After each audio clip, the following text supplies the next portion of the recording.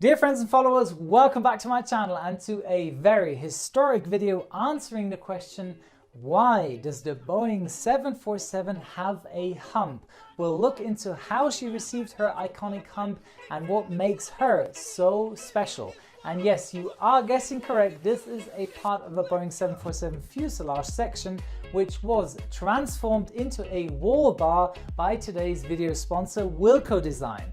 But more about on how you can win this fuselage part belonging to a famous airline.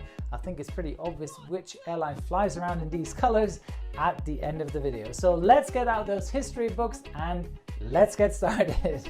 Number 42 Heavy, you can hang out there, wait for the company 767 to get in front of you, which will happen momentarily. Follow him, monitor 1239. Good night.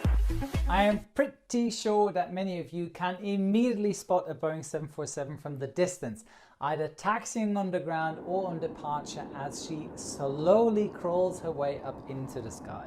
Now, besides knowing for her incredible size, length and power, it's her iconic hump that separates her from all other airplanes. But the question is, why did Joe Sutter, the father, genius mind and project manager of the 747, put it there in the first place? At the beginning of the 1960s, Joe and his team of engineers first started the project but initially hadn't even intended to build a passenger aircraft. Instead, they participated in a competition the US Air Force had put out to build a cargo aircraft matching their heavy logistics system requirements. Now, these requirements played an important role in the design of the Boeing 747. The military's primary demand was a cargo hold large enough to fit a 8 feet high and up to 20 feet long container, matching the specifications they use on ships, rail and highway trucks, also known as the intermodal cargo concept. Now, for Joe and his designers, this posed a big problem. A front-loading aircraft capable of taking such a high load hasn't been designed yet, and initially they considered on modifying an older Boeing 707, but she was just too shallow and the cockpit, well, it was just in the way. The second approach was to make the fuselage wide and high enough to fit the container and make the cockpit lift upwards with all the control cables, electrical connections and hydraulics, etc., but immediately posed a problem. If the cockpit were to be raised and flipped backwards for loading, the crew could no longer be inside performing normal cockpit functions while the nose door was open. Also, another big concern was maintenance issues due to bending cables, piping and other problems former swing-tail airplanes were suffering from. So that idea clearly went into the trash. So the designers therefore decided on a revolutionary idea to make a second shortened upper deck in the forward part of the fuselage that would be above the 8 foot height of the cargo hold, and when the nose was raised for loading, the upper deck would remain in place and horizontal. Further, the required large air conditioning and pressurization units could be placed behind the cockpit, clearing more space on the cargo floor. So this placing of the cockpit above the main deck, making space for the 8 foot high container, and placing the air conditioning packs behind the cockpit left the designers no other choice to shape in this iconic aerodynamic hump she is so famous for. But sad fact, although the concept was great, Boeing lost the competition and the US Air Force gave the contract to Lockheed with their Galaxy C5 design. Now, please keep in mind that was in the 1960s. There are still approximately 60 to 70 Galaxies in service today.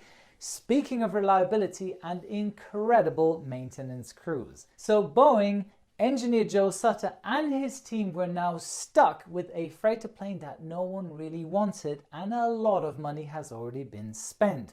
The only thing Boeing could do is to convert the freighter plane into a passenger plane. I mean, how hard can it be? Put in a few windows and a galley and you're done. Well, it wasn't that easy, as no airline CEO showed any real interest in an oversized plane, which actually is a freighter, and was only seen as a gap plane, as something much faster and more exciting was about to be seen on the horizon.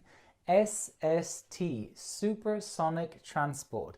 The entire airline industry was united in the view that passengers would be soon traveling exclusively on supersonic transport. Why would anyone buy a ticket to Europe for a 9-hour trip when an SST ticket could be purchased and one could leave New York in the morning and arrive in Paris just a few hours later?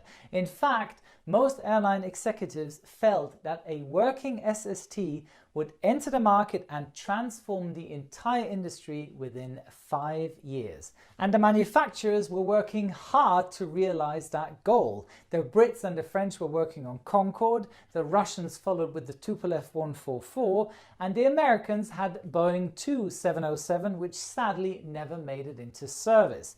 The Boeing 707 was also one of the major reasons why Joe Sutter was constantly struggling with financial problems, as all the research and development funds went into the supersonic project. But luckily, Juan Trippe, the legendary founder and CEO of Pan Am, was the only one who showed some interest in the Boeing 747. The only request Juan had, he demanded that Joe Sutter to reposition the air conditioning units from the upper deck below the main deck so that the space in the hump could be turned into a first-class lounge. The staircase leading upwards to the lounge would give an exclusive separation between the economy and first class and would be an absolute marketing and selling point. Boeing agreed, and the upper deck became a first-class facility, complete with a lounge and bar. Chances are you've heard about the plane with the spiral staircase in first class. The plane with the 2 wide aisles and the 3 widescreen movies and the 8-foot ceilings in economy. And chances are you've wondered, who's going to get this incredible bird off the ground? Now you know. So on the 22nd of January 1970, Pan Am's first Boeing 747 of 25 ordered entered service on its maiden flight from New York to London. And many other airlines quickly placed their order to stay competitive, as the 747 was the record holder in passenger capacity for 37 years until the Airbus A380 entered service. And because of her gigantic size, range and reliability, she is one of the major contributors that your long-haul ticket has become cheaper and cheaper over the years. So don't thank your airline, thank Boeing for introducing the first wide-body airliner 50 years ago, and Juan Trippe, who more or less you can call the savior of the 747. His visionary thinking paid off compared to other airline CEOs who were so fixed on the SST to be the future of air travel. In the end, only 20 Concordes ever entered service, and in 2019, Boeing sold more than 1,500 747s. I would say that is a pretty significant number for a plane that no one really wanted in the first place and was predicted as a slow gap plane. And trust me, you'll be seeing the Queen of the Skies at least until the end of 2035.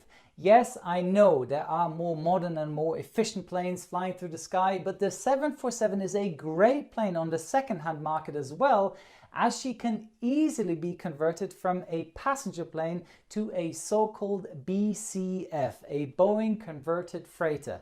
But more about that in my recent video on the unique nose cargo door. Now, the future competitor who is probably going to end the era of the Queen of the Skies is her own little sister, the Boeing 777X.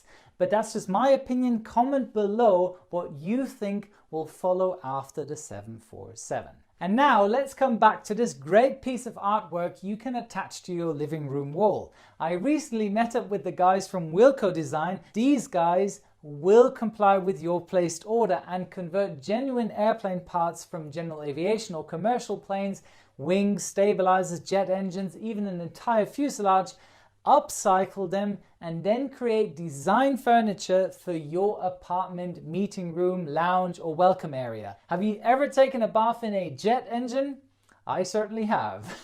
But you are not just buying parts from any kind of airplane. No, they will add a little emblem to your furniture with the registration of the airplane, the manufacturer serial number, its first takeoff and last landing date, so you know exactly what you are looking at. So for instance, this window right here was cut out of KLM's 747 Papa Hotel Bravo Fox Romeo's forward fuselage and was converted into a little wall bar. Now just thinking about it, how many places this piece of metal must have been to and how many passengers were able to watch takeoff and landings through it is amazing. And Wilco Design and I are giving away this 747 wall bar to a lucky winner.